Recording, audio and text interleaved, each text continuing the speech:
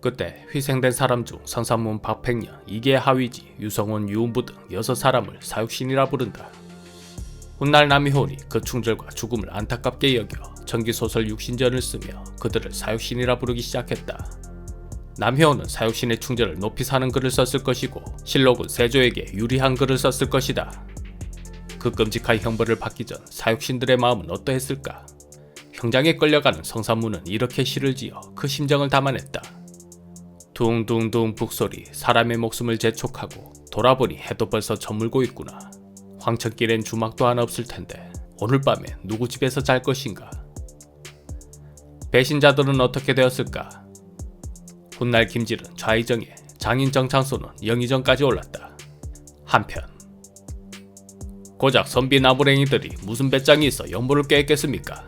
이 일의 배후에는 반드시 상황이 있습니다. 그러지 않고서는 설명이 되지 않아요. 백부님, 왜 또 이러십니까? 이제 다 끝난 일입니다. 상황이 저대로 있다면 끝난 일이 아니지요. 내가 이렇게 흔들리는 사직을 보려고 세자 자리를 양보한 줄 아십니까? 그 자리는 싫은 일도 해야 되는 자리입니다. 주상, 어서 결단을 하세요. 형님, 그런 말씀하세요. 상왕께서 잘못되시면 백성들이 크게 슬퍼할 것입니다. 왕실이 화목하지 않은데 주상께서 어떻게 백성을 다스릴 것입니까? 끊이지 않는 영모, 계속되는 살육들, 상황이 존재하는 한 세조의 권위는 계속 부정될 것이다. 단종은 완벽한 적통에 총명하고 어지럽다. 처신에도 신중에 신중을 기하니 뭐 하나 나무랄 데가 없었다. 누구처럼 여자 문제나 그 외 여러가지 말썽을 피우지도 않았다. 단 하나, 나이가 어리다는 것이 단점이긴 했지만 그것도 세월이 해결해 줄 일이었다. 적통의 처신까지 완벽한 임금을 놔두고 세조가 용상을 차지하고 있으니 이를 받아들일 수 없는 자들이 계속 생기는 것은 어쩌면 당연한 일이었다. 하지만 세조는 단종을 어떻게 할 수가 없었다. 백성들 사이에는 단종에 대한 막연한 측은지심, 동정 여론이 있었다. 강자보다는 약자를 편드는 것이 사람의 마음이다. 세조가 그런 민심을 무시하고 행동했다가는 어떤 역풍을 맞을지 모를 일이다. 앞만 보고 달리는 행동주의자 세조도 상황 문제는 어쩌지를 못했다. 나는 임금으로, 조카는 상왕으로 그냥 이대로 평화롭게 살면 얼마나 좋은가. 그러면 나는 자주 안부를 여쭙고 가끔 사냥도 초대하는 등 여느 집 조카와 숙부의 사이처럼 정답게 살 수 있을 텐데. 그러나 냉혹한 현실은 그런 동화 같은 이야기를 허락하지 않았다. 조정에서는 상왕을 내치라는 주장이 끊이지 않았다. 자나 상왕은 사직을 위태롭게 하고 역적들을 가까이 하였사옵니다. 이대로라면 또 다른 성산문이 나타나지 않으리라 누가 장담하겠나이까. 바라옵건대 상왕을 도성방 멀리 보내시고 간사한 이들이 드나들지 못하게 하옵소서. 그러하옵니다. 그것이 상왕을 지켜드리는 유일한 길이옵니다. 통촉하여 주시옵소서. 결단력 하면 세조였지만 그 문제만큼은 어떻게 하지 못하고 세월만 흘러갔다. 그런데 세조의 결단을 도와주는 사건이 터졌다. 백성 김정수란 자가 또 역모를 알렸다. 송현수와 권한이 반역을 꾸미고 있음을 제가 똑똑히 보았사옵니다. 송현수는 단종의 부인 송씨의 아버지이고 권한은 후궁 권씨의 아버지였다. 이거 어디서 많이 보던 프레임 같지 않은가? 그렇다. 세조가 처음 쿠데타를 일으켜 권력을 잡을 수 있었던 명분, 안평대군의 역모 프레임과 꼭 닮아있다. 희한하게도 세조가 필요한 무언가가 있으면 꼭 이렇게 명분을 만들어주는 사람이 어디선가 나타난다. 다만 다른 것이 있다면 그때는 막연히 황보인의 종이라며 이름도 말하지 못했지만 그게 좀 걸렸는지 이번에는 백성 김정수라며 이름을 특정하였다. 그러나 여전히 김정수란 자가 어디에 사는 누구인지 어떻게 백성이 고위급 인사들의 역모 계획을 알았는지는 설명하지 못하고 있다. 어쨌든 역모 사실을 알았으니 세조는 행동해야 했다. 또 살이 찢어지고 피가 타는 국문이 시작되었다. 송현수는 끝내 부인하며 버텼지만 권한은 고문을 이기지 못하고 자복하였다.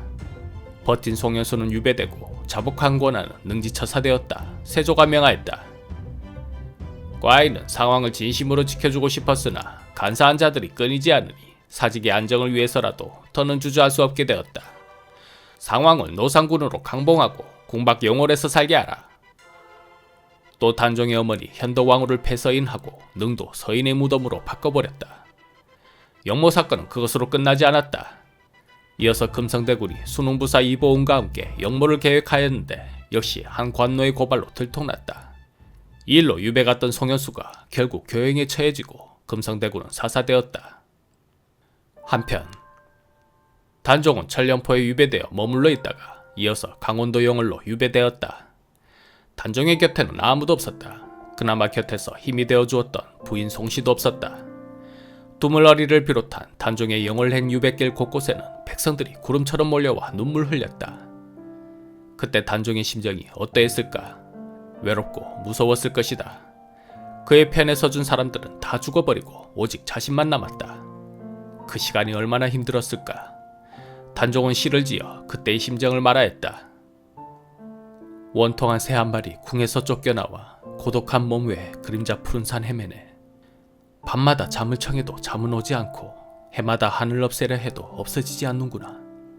울음소리 끊어진 새벽 산엔 어스름 달 비추고 피눈물 흘리는 봄 골짜기엔 떨어진 꽃이 붉어라. 하늘은 귀먹어서 그 하소연 못 듣건만은 어찌하여 서러운 내 귀만 홀로 잘 듣는가. 그리고 누군가 찾아왔다. 가지고 온 그것이 무엇인가. 그는 엎드려 떨고만 있을 뿐 차마 말을 하지 못했다. 그 상황이 어떤 것인지 알고 있는 단종은 관복을 입고 마루로 나와 조용히 말하였다. 가지고 온 것은 필요가 없겠구나. 내 창밖으로 줄을 내어줄 것이니 힘껏 잡아당겨라. 그러고는 스스로 목을 메고 줄을 당기게 하였다. 자결할지언정 세조가 주는 사약으로는 죽지 않겠다는 단종의 마지막 저항이었다. 그의 나이 겨우 17이었다. 세조실록은 단종의 죽음을 이렇게 기록하였다. 노상군이 이를 듣고 또한 스스로 목매어서 쫄하니 예로서 장사 지냈다. 예로서 장사는 개뿔. 예는 고사하고 무덤도 없이 시신은 방치되었다. 고을 향리 호장 엄흥도가 보다 못해 단종의 시신을 거두었다. 그 행동이 세조의 귀에 들어가면 무사하지 못할 일이었다. 역적을 도왔다 하여 화를 입지는 않을까요? 옳은 일을 했는데 화를 입는다면 어쩔 수 없는 것이다. 엄흥도는 장례기구 일체를 혼자서 마련하여 정중하게 장사 치른 후 벼슬을 내놓고 아들과 함께 숨어 살았다. 훗날 중종대에 이르러서야 단종의 제사 지내기로 하면서 부랴부랴 무덤을 찾았는데 이때 엄흥도의 이야기를 알게 되었다. 숙종대에는 단종이란 묘호가 올려지고 능도 오늘날처럼 정성스럽게 단장되었다. 세조실록은 단종이 자살했다고 하지만 숙종실록은 타살이라 하였다. 단종대왕이 영월에 피하여 계실 적에 금부도사 왕방연이 고을에 도착하여 머뭇거리면서 감히 들어가지 못하였고 정중에 입시하였을 때에 단종대왕께서 관복을 갖추고 마루로 나아오시어 온 이유를 하문하셨으나 왕방연이 대답하지 못하였었다. 그가 복명신으로서도 오히려 그러했는데 그때 앞에서 늘 모시던 공생 하나가 차마 하지 못할 일을 스스로 하겠다고 자청하고 나섰다가 즉시 9구멍으로 피를 쏟고 죽었다. 단종의 부인은 어떻게 되었을까? 어린 나이에 남편과 강제로 이별당하고 부모님까지 잃은 그녀는 군부인으로 격하되었다가 관비가 되었다. 이후 세조는 그녀가 노비이지만 동대문 밖 조그만 초가에서 홀로 살게 하였다. 살아도 산 것이 아니었을 것이다. 그녀는 죽음보다 고통스러운 나날을 82세까지 살고 생을 마감하였다. 세조는 용상에 앉기 위해 너무나 많은 사람을 죽였다. 그것이 마음의 짐이 되었는지 그는 원각사를 창건하는 등 불교 중흥에 유달리 적극적이었다. 어떤 이는 그런 것들이 다 세조가 저지른 업보에 대한 속죄의 의미라고 보기도 한다. 어쨌든 세조의 행동이 정당했는지 아닌지는 후세에 맡길 일이었다. 세조의 롤모델은 당태조 이세민이었다. 황제에 오르기 위해 형제를 죽이고 수많은 사람들을 죽였지만 정치를 워낙 잘하여 정관지치를 이루고 천책상장이라는 별호도 얻었다. 세조도 보란듯이 잘해야 했다. 과정에 피는 좀 묻혔지만 결과가 좋으면 그에 대한 평가도 달라질 것이다. 그가 성군으로 남으면 그가 했던 행동들은 혁명이 되고 폭군으로 남으면 권력의 욕심으로 어린 조카를 죽인 비열한 왕으로 남을 것이다. 그래서 세조는 더 잘해야 했다. 육전상정소를 설치하여 법을 새로 만들고 법전을 편찬하여 나라의 질서를 바로 세우도록 하라. 이 법전이 경국대전이다. 경국대전은 조선시대 최고의 법전으로 예종을 거쳐 성종대에 완성되었다. 이제부터 육제의 일은 의정부를 통할 것 없이 과인에게 직접 보고토록 하라. 전하, 예로부터 조선의 대소사는 모두 의정부를 통하였습니다. 태종대왕께서 잠시 협파하셨지만 세종대왕께서는 이 제도를 잘 유지하셔서 태평성대를 이루셨나이다. 내가 세종대왕이냐? 까라면 깔 것이지 뭔 말이 그리 많은 것이냐. 확실히 힘으로 오른 용상이니만큼 왕권이 강력하였다. 하고자 하는 것은 강하게 밀어붙였지만 누구도 반대하지 못했다.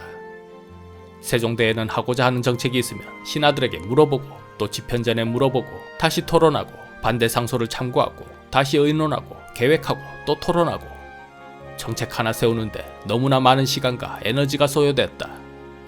세조는 이러한 과정들이 너무나 비효율적이라 생각했던 모양이다. 세조는 왕이 시키면 신하는 닥치고 실천하는 심플한 정책 시스템으로 바꾸어 놓았다. 따라서 집현전도 폐지, 경연도 폐지하였다. 쓸데없이 회의하느라 업무 시간 다 보내지 말고 시키는 일이나 잘하라는 사장님의 마인드로 바뀌었다. 그런데 또 회식은 무지하게 자주 하였다. 세조가 생각하는 그 쓸데없는 회의는 회식을 통해 따로 하였다. 이래서 회식은 업무의 연장선이라 말하는 것 같다.